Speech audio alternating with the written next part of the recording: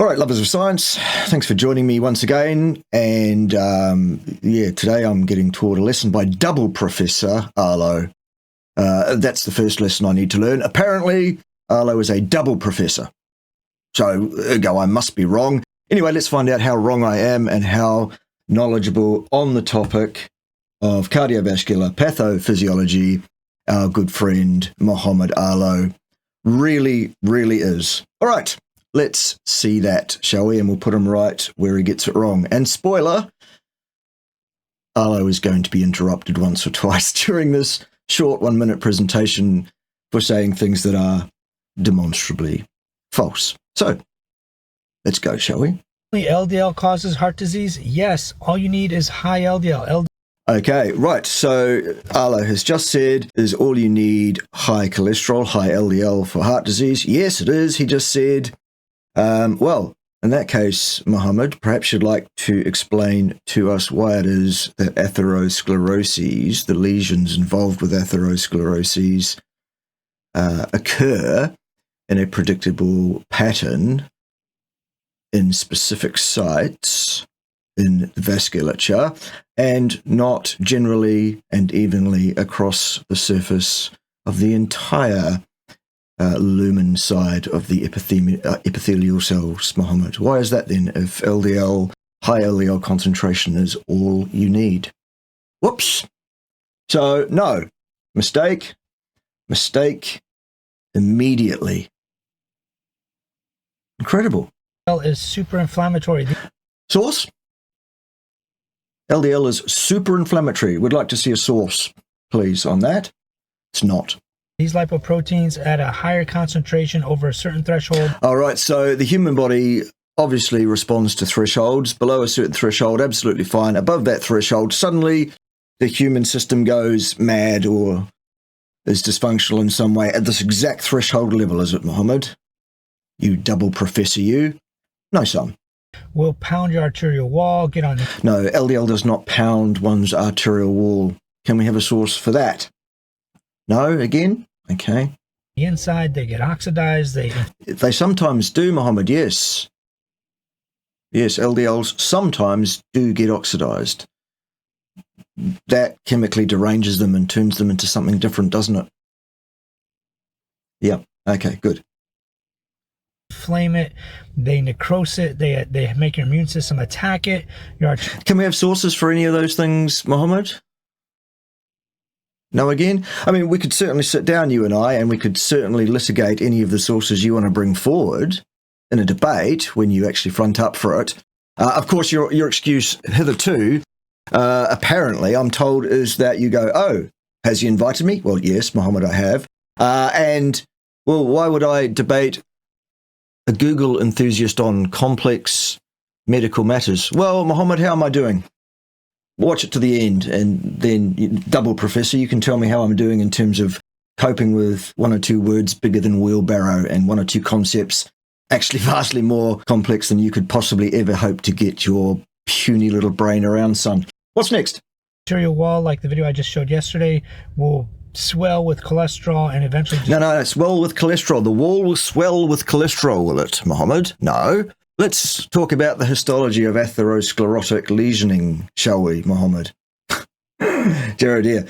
The constituents of atherosclerotic lesions, the so-called swelling that Mohammed is talking about there, very interesting because the level of cholesterol in that atherosclerotic tissue is remarkably low. It's near zero, in fact. So no, the arterial walls are not swelling with cholesterol. They are being occluded by scar tissue and thrombotic material, mostly, it seems. Right? Okay, so that's the etiology of the blockade of blood flow that is characterized by atherosclerotic cardiovascular disease. Destroy your heart and your arteries of most of your organs from the inside out, but it's your brain and your heart that are the most sensitive to it. So go look up this Brian Ferentz article. Yes, I have. I've read the thing very, very carefully on a number of occasions, Mohammed. It's clear to me that you yourself have not, or you have not understood it. For a start, the first thing you might have noticed when you picked up the paper, Mohammed, is you would have looked at the top right-hand corner of the page probably and seen there a nice bold red lettering that's pretty hard to miss. Opinion piece is what it says. Opinion piece. The reason it says that, Mohammed, is because that's what this paper is. It's an opinion piece.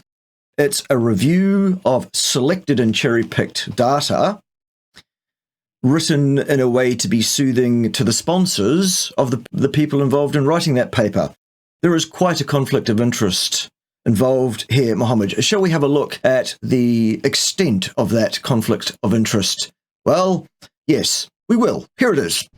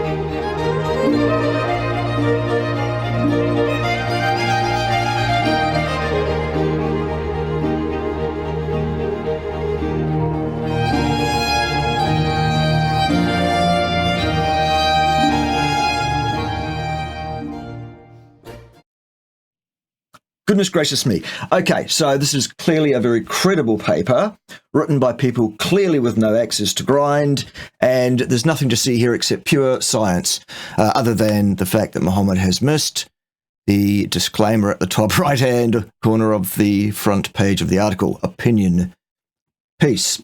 All right, good. Carry on though, Mohammed. The reference is right there. They have proven without question that LDL cholesterol has met the criteria for causality.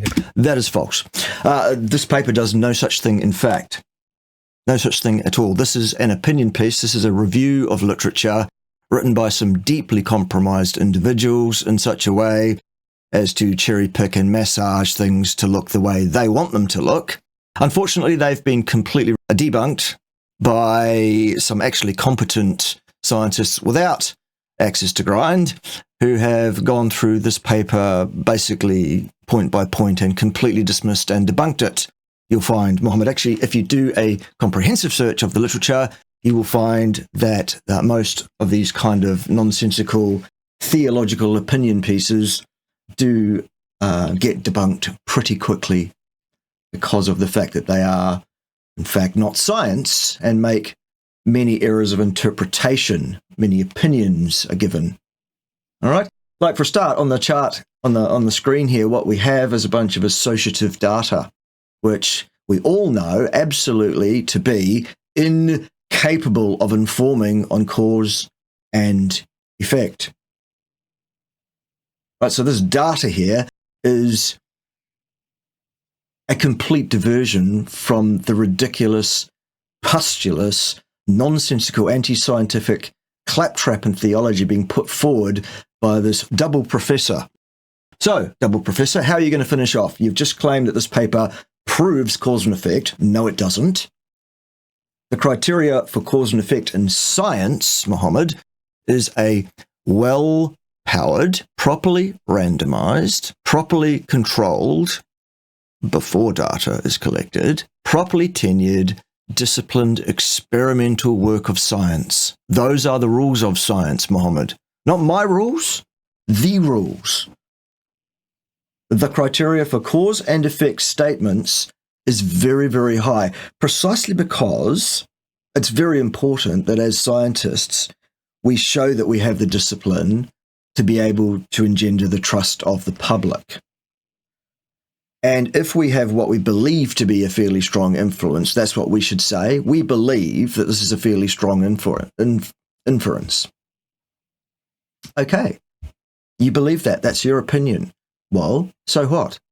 Your opinion, if that is your opinion, shows you to be incompetent in the extreme, because I've just outlined the strict criteria for causality, and this paper does not meet those criteria. It is not an experiment.